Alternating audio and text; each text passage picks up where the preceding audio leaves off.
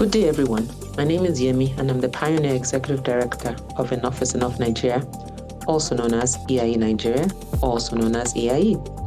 For those who don't know the EIE story, a quick background. Enough is Enough was a protest in 2010 that morphed into an organization in 2011 and was officially registered in 2012. As I often say, EIE was not a planned organization, so we've made it up along the way. In 2014, I was one of the organizers of Gen Voices, an event to rally young people to participate in the 2015 elections. Auntie Obi, Mrs. Obi Ezekwesili, was one of our speakers, and she talked about the office of the citizen. It resonated with me, and I thought it captured perfectly what EIE was trying to do: educate and enlighten citizens to understand the power they have to hold public office holders accountable and demand better governance outcomes. My team started researching how to educate citizens on the Office of the Citizen, OOTC. And in the process, we realized that the phrase had been in use for decades.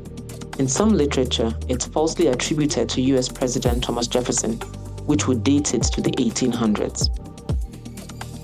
The most important political office is that of the private citizen.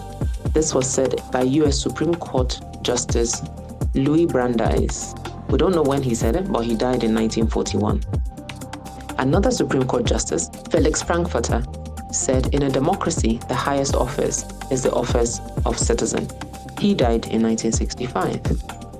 And then Joseph Tossman, an academic, said, the democratic citizen holds a public office, and it's a crucial office. A society which bestows this office on all its citizens cannot afford to fail in educating its citizens to discharge that office responsibly.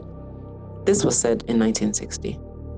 And this last one particularly was really at the heart of what we wanted to do: educate citizens on their office. Since we had found a framework, we decided to use it as a theme for our 5th anniversary in 2015, OOTC, Office of the Citizen. And we also launched the Office of the Citizen Passport. It's designed to look like a Nigerian passport, green, and we say that this is your passport to a better life. Again, Auntie Obi was with us, giving the keynote address at the event. Christopher Kolade, Pastor Tunde Bakari, and the US Consul General at the time were also present. Over the last 7 years, we've pushed the concept of OOTC on social media, on radio, and through our publications. At the height of our radio footprint, we had OOTC programs in 33 of the 36 states and the FCT. For publications, we produced about 100,000 of the OOTC passports, the general one, the legislative one, and the recall guide for legislatures. That was the first of its kind in educating citizens on how to recall the legislators.